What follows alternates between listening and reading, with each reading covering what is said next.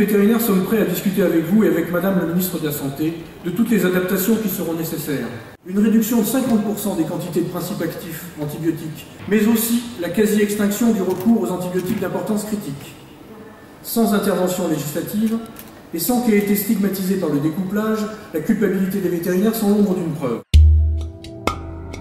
Celui des Pays-Bas. Au lieu d'aller chercher dans les brumes du Danemark le meilleur moyen d'assurer à coup sûr la destruction de votre réseau vétérinaire.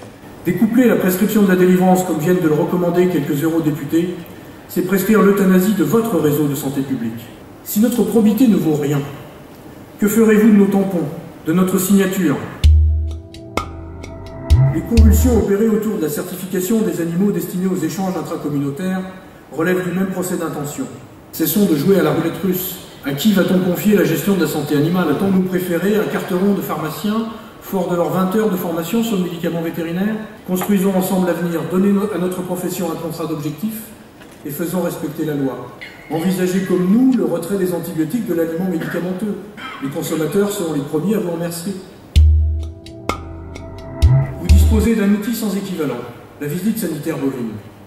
Annualisez son rythme, étendez-la aux autres espèces et travaillons ensemble à son actualisation permanente. Les services rendus en tout lieu, en toutes circonstances par mes confrères au chevet des animaux, avec des centaines de kilos de matériel, médicaments, ne peut être assimilé en aucun cas à l'usage récréatif des 4x4 noirs de la capitale qui franchissent les trottoirs. La réforme de la gouvernance de la santé publique, au travers du CNOPSAV, CROPSAV et autres ASR, n'avait pas fait la part belle à la représentation des vétérinaires, ces acronymes étant tous plus longs que la place qui nous y a été accordée.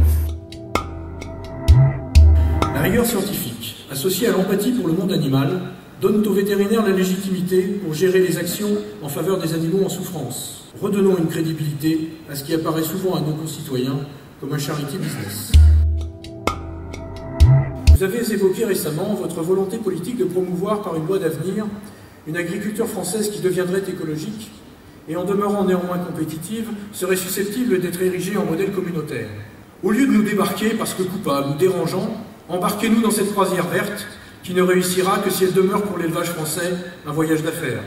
Si vous acceptez de nous entendre et d'administrer, y compris à notre égard, une médecine douce, mais énergique, qui ne soit ni une anesthésie par le verbe, ni une chirurgie d'amputation mutilante, nous vous aiderons, malgré notre fonction modeste, à laisser la trace d'un grand ministre thérapeute de l'agriculture, défenseur de nos terroirs et protecteur des animaux.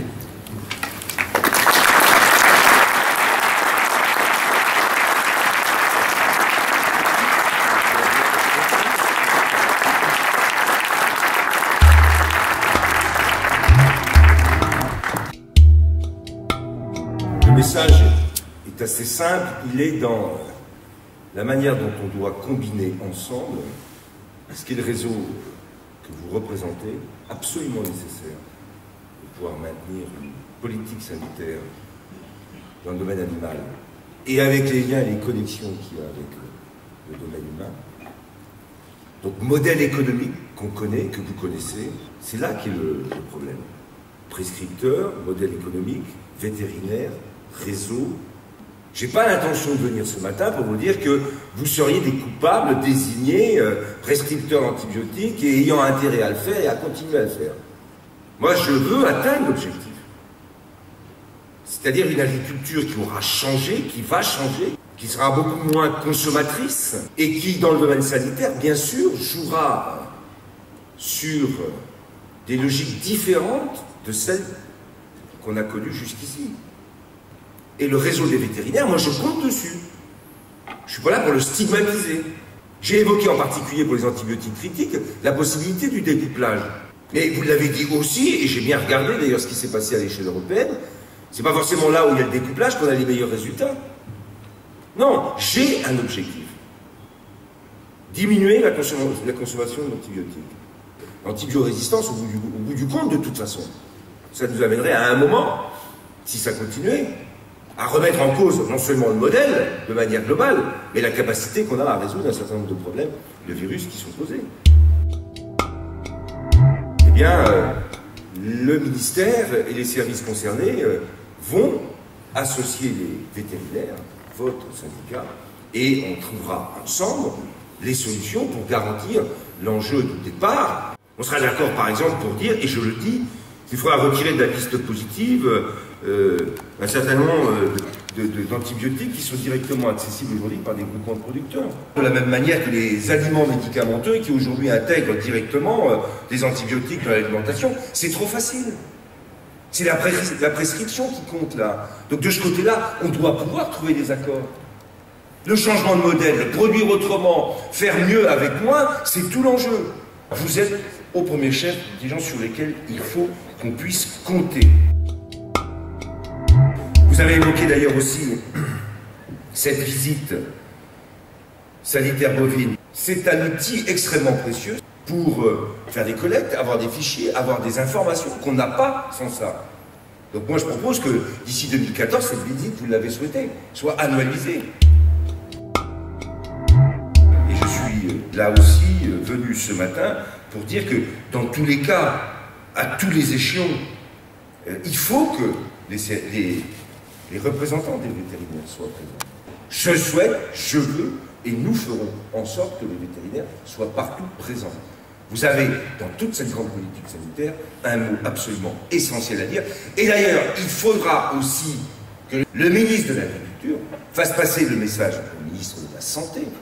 Dans le cadre de l'idée d'une seule santé, eh bien, les vétérinaires ont aussi à avoir des contacts réguliers avec le ministère de la Santé. Donc on fera une proposition et moi je prendrai le contact avec le ministre de la Santé pour qu'on soit bien dans ce concept global. Et s'agissant des sociétés de la participation financière de profession libérale ou de vétérinaires, il y a un décret qui a été validé par le Conseil d'État et donc il sera publié dans les prochains jours pour répondre aussi à une partie de ce que vous avez évoqué dans votre discours et qui me paraît être important. La création d'une fondation pour la place des animaux dans la société que vous proposez me paraît effectivement une coordination des actions, me paraît une initiative qui me convient. Je pense que ça porte effectivement de manière plus globale sur les relations entre la société et ces animaux, et je suis parfaitement ouvert et tout à fait prêt à soutenir ces initiatives. J'ajoute d'ailleurs que dans la société et les animaux, la question du bien-être animal, la question de l'abattage, la question des abattages rituels sera un sujet aussi que je vais aborder début de l'année prochaine. Parce que je n'ai pas envie, sur ces sujets, qui sont pour moi des sujets extrêmement lourds politiquement, de me laisser imposer un débat. Je veux être en capacité de l'anticiper et de le cadrer.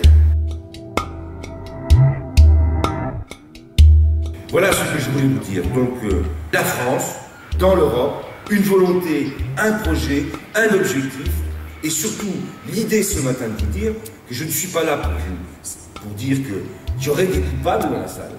Je suis là pour vous dire, comme vous l'avez soutenu, que si on est d'accord sur l'objectif, eh bien c'est ensemble qu'on n'y arrivera, et je compte sur les vétérinaires de France pour maintenir à la fois ce réseau absolument indispensable et puis aussi s'embarquer dans ce beau projet qui fasse de la France un leader de cette ambition de l'agroécologie en Europe, voire peut-être même au-delà. Merci en tout cas et bon travail.